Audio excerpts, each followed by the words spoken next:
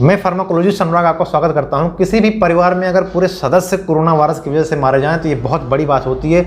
मैं ये गारंटी लेता हूं 99% तक आप लोगों की जान बचा सकते हैं। इस वीडियो को आपको देखना होगा क्योंकि आप 2 से 3 टेस्ट ऐसा कराएंगे, वो टेस्ट कराएंगे तो आपके डेथ जो कोरोना की वजह से हो रहा है वो आप बिल्कुल रोक सकते हैं। बस 2 मिनट में ये कंसेप्ट आप सीख के जाइए। मैं बार बार बात कर रहा हूँ इन्फ्लामेशन की। इन्फ्लामेशन को आपको रोकना होगा। बेसिकली इन्फ्लामेशन को सरल भाषा में अगर हम समझें तो क्या होता है, आपको कहीं भी चोट लगती है, आपने देखा होगा यहाँ पे चोट लगा तो क्या होती है, यहाँ पे रेडनेस हो जाती है, पूरा रेड हो जाता है और वहाँ पे स्वेल थोड़ा सा क्या होती है, सूजन टाइप का आ जाता है। तो ये बेसिकली क्या होती है, यही है इन्फ्लामेशन। अगर हम बात करें जैसे ही आपको चोट लगती है तो वहाँ पे WBC जो होती है हमारे बॉडी में, वो WBC रिलीज होती है और वहाँ पे जो जर्म्स हैं उन जर्म्स को किल करता है और वहाँ पे इन्फेक्शन को कंट्रोल करता है, रोकता है।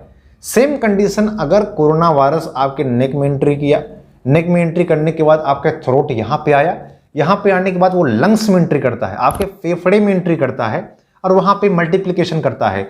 जैसे ही उसकी एंट्री फेफड़े में होती है फिर हमारे बॉडी से क्या होती है, WBC और RBC होती है। WBC का मतलब होता है वाइट ब्लड सेल्स। वो WBC क्या करती है, तुरंत लड़ने के लिए आती है कोरोना वायरस से।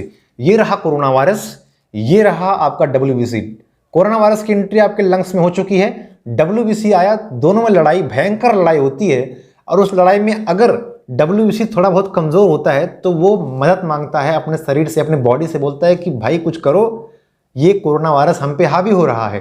तो इस WBC को, ये WBC है, इसको बचाने के लिए साइटोकाइंस नाम का केमिकल बॉडी से रिलीज होती है और जाके ये साइटोकाइंस कोरोना वायरस को कमज़ोर करती है। अब कोरोना वायरस यहाँ पे कमज़ोर होता है, लेकिन सबसे बड़ी बात जो यहाँ पे है, ये साइटोकाइंस रिलीज होती है, इस रिलीज होने के चक्कर में वहाँ पे वो वाटर का एक्यूमुलेशन करती है, पानी ज़्यादा बन जाता है। और आपको पता होना चाहिए अगर 7 से 8 दिन कोरोना वायरस आपके बॉडी में रहा तो वो निमोनिया कॉज करने लगता है। आपके लंग्स में पहले से, आपके फेफड़े में पहले से ही क्या है, निमोनिया है। अब ये साइटोकाइंस ने क्या कर दिया, पानी वहां इकट्ठा कर दिया। निमोनिया साथ में क्या है, पानी है। ये दोनों क्या कर रहे हैं, पूरे फेफड़े को आपको ब्लॉक कर देते हैं, चोक कर देते हैं। चोक मतलब अब फेफड़ा प्रॉब्लम में आ गया, अब आप सांस लेने में आपको दिक्कत होगी, आप वेंटिलेटर पे जाएंगे, आपको ऑक्सीजन की सप्लाई की जरूरत पड़ेगी बाहर से। और यही कंडीशन सबसे बड़ा डेंजरस और डेथ का जो कारण है, 99% यही हो रहा है कि साइटोकाइंस की वजह से वहाँ इन्फ्लामेशन हो रहा है और पेशेंट की वहाँ डेथ हो जा रही है। तो अब यहाँ पेशेंट क्या कर सकता है, पहचाने कैसे कि ये इन्फ्लामेशन होने ना दे। तो उसके लिए बेसिकली 2-3 चीज़ें हैं। एक तो ये है कि आप पहचानेंगे आपको बुखार हुआ है, आपको ज़्यादा खांसी आ रही है, खांसी भी आ रही है आपको, तो इससे आप, या फिर आपका जो ऑक्सीजन लेवल है वो कम हो रहा है, तो ये बहुत बड़ा कारण है। आप पहचानिए कि हो सकता है इन्फ्लामेशन आपके लंग्स में अब एंट्री कर रहा हो, ये सबसे बड़ा है। और इससे भी बड़ा, अगर आप 2 टेस्ट, बेसिकली 2-1 टेस्ट करा लेते हैं, कुछ यहाँ पे पैरामीटर्स हैं जिसमें HSCRP है, HSCRP का आप लेवल देखिएगा, IL-6 का आप लेवल देखिएगा, LDH का आप लेवल देखिएगा और यहाँ पे प्रोकैल्सिटोनिन का लेवल देखिएगा और तीसरा फेरिटीन है और D डाइमर है। इन सब का लिंक में कितना रेशियो होता है नीचे डिस्क्रिप्शन में दे दूंगा, आप वहाँ पे जाकर देख लेंगे। तो ये 5 चीज़ें हैं जिसपे IL-6 आप देखेंगे, LDH देखेंगे, D डाइमर देखेंगे, प्रोकैल्सिटोनिन देखेंगे और HSCRP देखेंगे। ये अगर बढ़ रहे हैं इसका मतलब हो जाता है कि इन्फ्लामेशन कहीं ना कहीं लंग्स में ज़्यादा हो रहा है। अब हमें कंट्रोल करने की ज़रूरत है और यही डॉक्टर बेसिकली आजकल देख भी रहे होंगे और देख रहे हैं कि उन्हें अब डिसाइड ये करना है कि हमें कब मेडिसिन देनी है ताकि ये इन्फ्लामेशन हम रोक दें। और घर में आप दवाई कर रहे हैं बैठ के और खांसी आई जा रही है, बढ़ी जा रही है और आप इन सारे पैरामीटर्स को चेक नहीं कर रहे हैं तो डेथ होने के चांस बन जाएंगे। इसलिए मैं बार बार कहता हूं कि इन सब चीज़ों को आपको मॉनिटर करना होगा। इससे आपका इन्फ्लामेशन, आपको मालूम चलेगा कि इन्फ्लामेशन बढ़ रहा है कि घट रहा है। तो ये पैरामीटर्स आप चेक करेंगे। डॉक्टर यहाँ पे क्या करेगा, वो इन्फ्लामेशन ना हो उसके लिए वो देता क्या है, स्टेरॉयड मेडिसिन। मैंने पहले भी बात कर लिया, पैक्लोमेथाजोन, प्रेग्नेंसिलोन, मिथाइल प्रेग्नेंसिलोन, ये मेडिसिन है, डेक्सामेथाजोन। ये बेसिकली मेडिसिन है जो ये डॉक्टर को आप ये डिसाइड करने दीजिए कि कौन सी मेडिसिन वो कब यूज करेगा।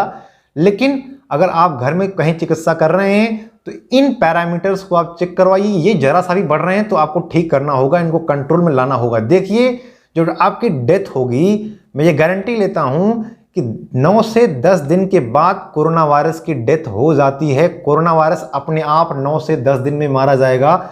लेकिन हमें क्या करना है, हमें इन्फ्लामेशन लंग्स में नहीं चाहिए किसी भी कीमत पे।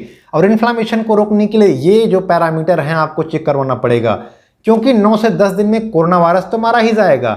लेकिन अगर आपको निमोनिया हो गया, साथ में इन्फ्लामेशन हो गया, तो ये जो प्रॉब्लम कोरोना वायरस ठीक होने के बाद कर दे रहे हैं, उससे लोगों की डेथ हो जा रही है, ये चीज़ नहीं होगा। इन्फ्लामेशन नहीं होगा तो निमोनिया धीरे धीरे कंट्रोल किया जा सकता है, हो जाएगा। आपकी डेथ नहीं होगी, आपके परिवार में या दोस्त में किसी का भी जान नहीं जाएगा, बशर्ते आप इन्फ्लामेशन को रोकिए। और क्योंकि कोरोना वायरस तो अपने आप ठीक हो रहा है, वो ठीक होगा, लेकिन आपका इन्फ्लामेशन ना हो उसके लिए हम स्टेरॉइड मेडिसिन लेंगे और टाइमली लेंगे। अगर आपको 6 से 7 दिन में अगर आपको कुछ नहीं सिम्टम आ रहा है, खांसी नॉर्मल है, ठीक हो जा रहे हैं, तो कोरोना वायरस ठीक हो गया, आपको ज़्यादा असर नहीं पड़ेगा। लेकिन अगर इस तरीके की कंडीशन आ गई, निमोनिया कॉज हो गया, यहाँ पे पानी भर गया, तो आपके डेथ होने के चांसेस बढ़ जाते हैं। और यही बहुत बड़ा कारण है कि हमारे नौजवान लोग डेथ उनकी हो रही है।